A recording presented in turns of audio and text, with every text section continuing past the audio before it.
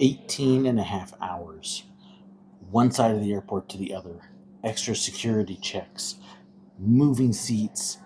We didn't know what was going to happen on this trip. We just knew it was going to be a long one and an eventful one. So I'm here in Jerusalem. Want to tell you a little bit about our trip here. It was long, it was eventful, and it was quite exciting. So you may hear some background noise. Being here, I'm kind of in a little alleyway with several houses around, including where we're staying.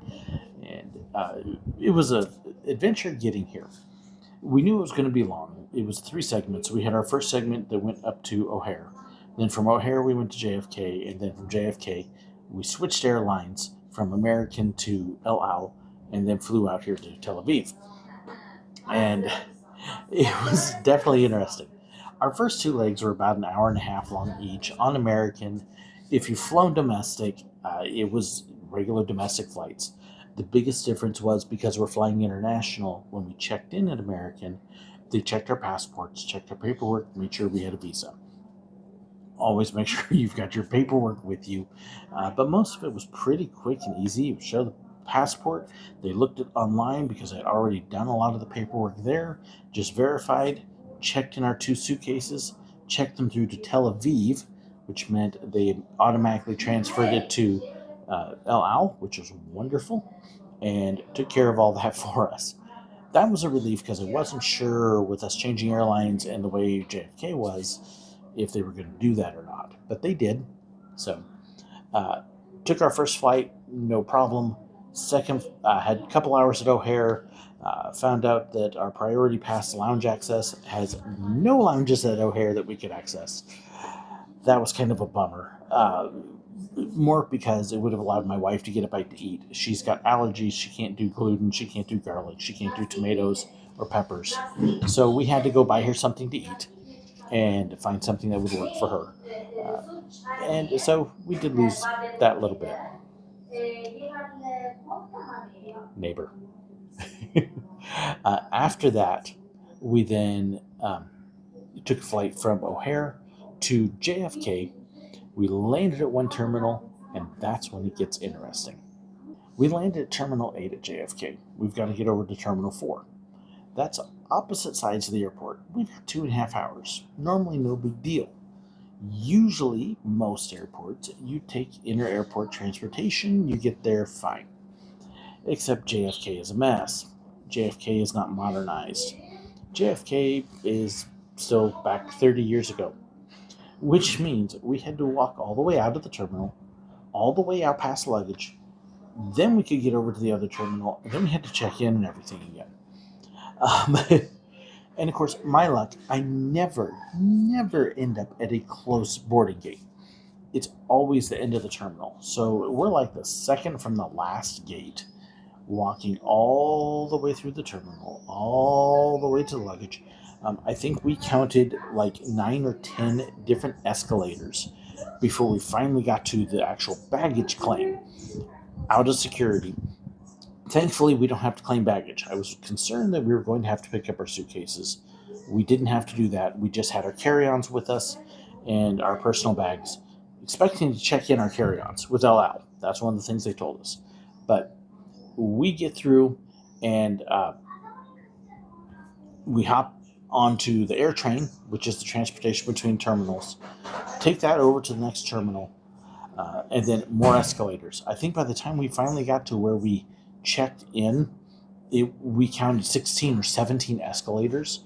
I put over 6,000 steps in from one gate getting off the plane till we finally got to our gate. It was a lot of walking. But we get up there, we get into the next terminal. Now we're checked in. I've got boarding passes.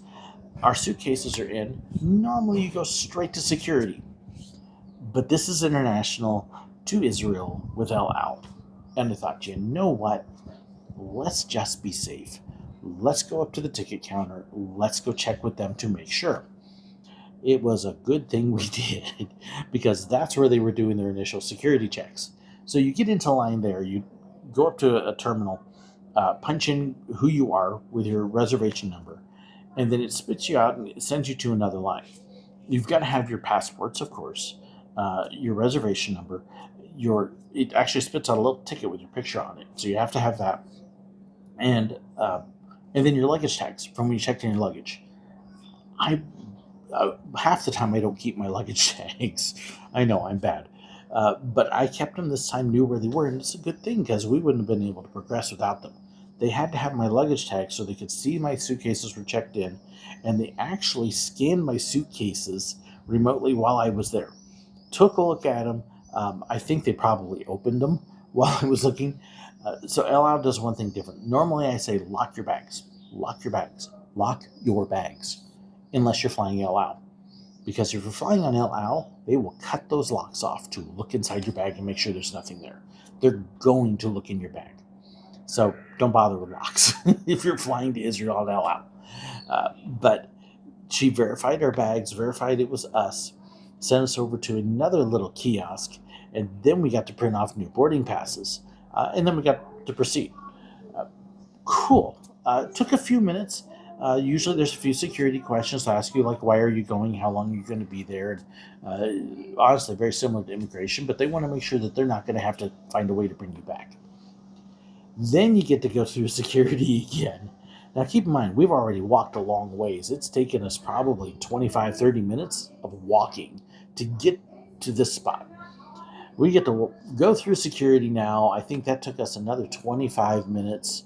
So by the time from the time we got off our plane to the time we get through security again, it's been over an hour of our 2.5 hours. Well, here, this was the one spot we actually had a lounge we could have gone to.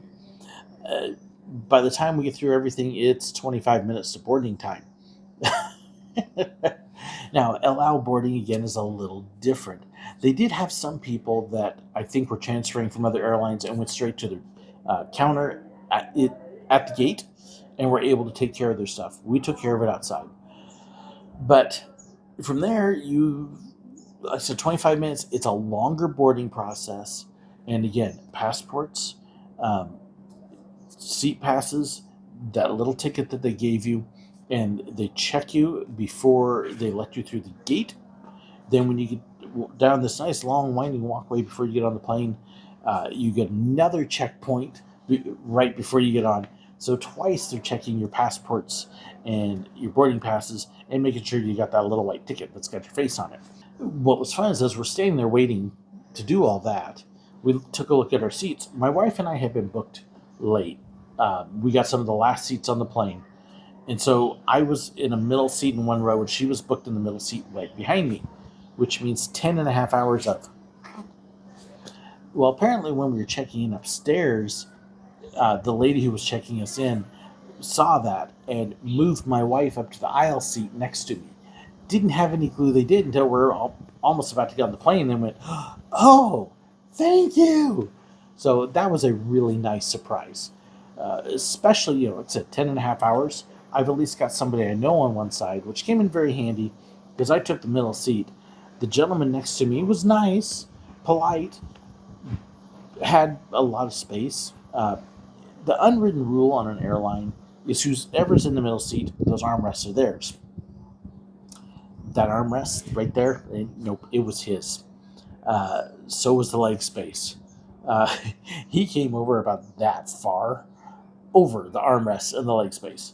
So you can see kind of the sides, the edges of the chair, and he's overlapping that. So I'm basically, if this is my space, I'm very grateful it was my wife there, so I could do that. Otherwise, I wouldn't have been like this. I would have been like that for 10.5 hours.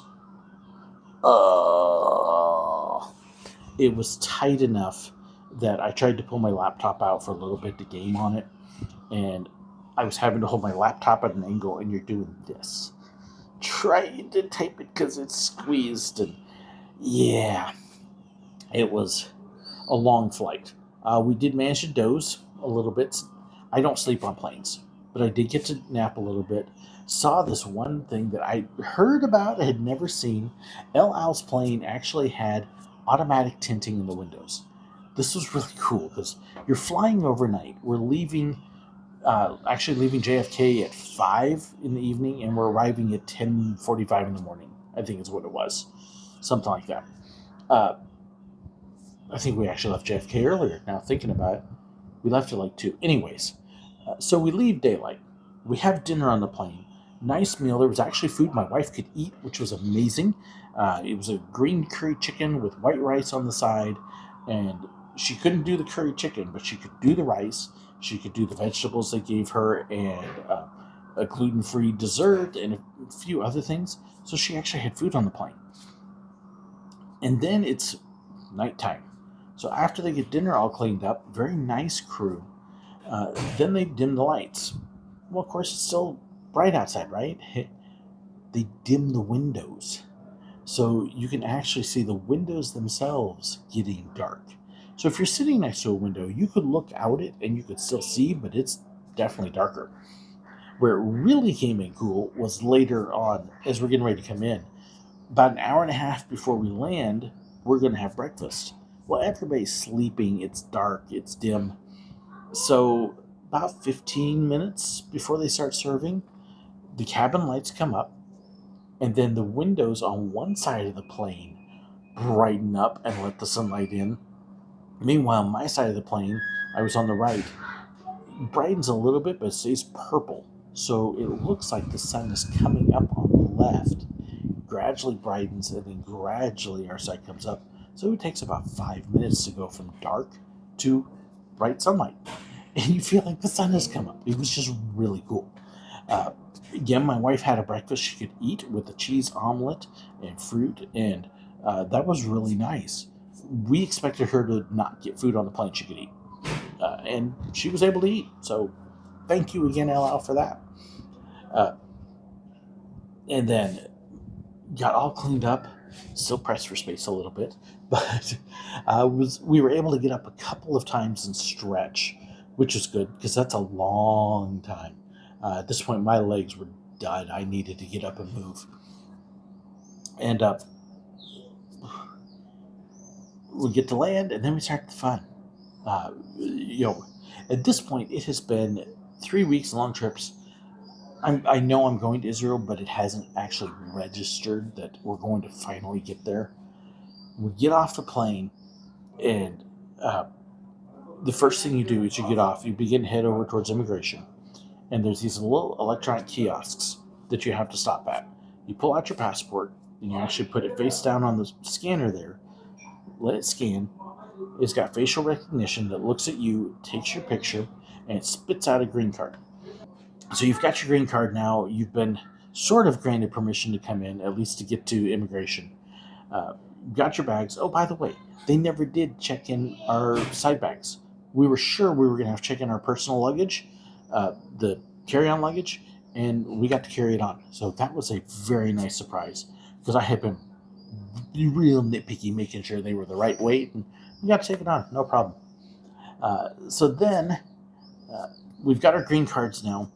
We then head down a nice long walkway. There's this real famous, for anybody who's been here, spot where you've got two interacting walkways going down. One side, which is us, is coming down, uh, and then the other side, which is departures, goes the other way. So as you come in, you actually walk around over the departure area first. So you can look down, you can see all the gates where all the planes are getting ready to take off, and they're all empty. There's nothing there. Because of what's been going on, there isn't a single passenger down below us. That was kind of shocking. And then after that, you walk around another spot, and when you are flying out of Tel Aviv, after you've gone through security, there's a big open courtyard with a little fountain in the middle and food and stuff. And a lot of people usually sit there. It couldn't have been half full. Just nobody there. So it was kind of depressing seeing how many people weren't there. But then as you get that ramp, over on the left, they've got all of these pictures. And every single one of them, all these pictures of people, individual ones, saying, "Bring them home." All these pictures of the hostages. That was hard. That was hard to walk past. You get to the bottom, and then there's signs that say Israel passport straight ahead. Uh, Foreign passports to the right. So we make a right turn, go up to immigration, and there's only about 20 people there.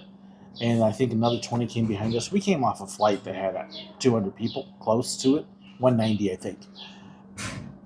There's no lines. The last two times, even during COVID, there was lines. There's no lines. So we breezed through pretty quickly. The lady there asked us the normal, so what's your purpose here in Israel? Tourism. How long are you going to be here? 2 months. Where are you staying? Jerusalem. And at this point, she kind of looks at me. Why are you here again? Tourism. And I'm wearing this shirt with little macaws all over it. And she just looks at my shirt and goes, stamps our stuff, waves us on. Yes, I really look like a tourist. I'm sorry. But after you are done with that, you come around a corner and then you enter this big hall where all the luggage carousels are. Find your luggage. My wife went to use the restroom, and I took the time to find her suitcases, which can take a little while. After you grab your suitcases, finally, then you get to head to customs.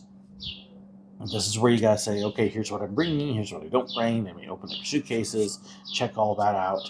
Uh, we walked up, and there's to a right. If you have to declare anything, exit to the left if you don't. We're done. Typically, immigration is the spot where they're going to stop you, question you, and ask you all the questions, and that was quick and easy. Walked out the exit, had our friends waiting there for us, and we're good to go. Went out, did a little shopping with them, came back to our place. Again, 18-and-a-half-hour flight. We're tired. And at that point, it was, thank you so much. We're going to go crash. Hit the beds and started dealing with 2 days of jet lag. But we're in the city. We're getting things taken care of now. I love how my light just changed for some weird reason. And everything is coming together. Can't wait to start showing you the city, and we've got some stuff to go. So I would love to hear your questions about what it's like here, what you want to know, what you want to see. Please share them in the comments below. Let me hear from you. What are your impressions? What do you think is the same and different? A couple things I won't touch on. I'm not going to be doing politics. So don't tell me who's right and who's wrong and all that. We ain't going there.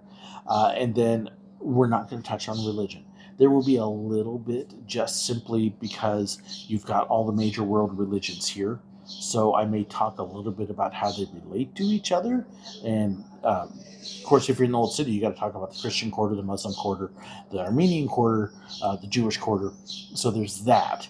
But I'm not going to be talking about who's right, who's wrong, and those kinds of things. So, but other than that, I'm very happy to answer your questions. Let me know what you'd like to know. Thank you so much for watching. God bless.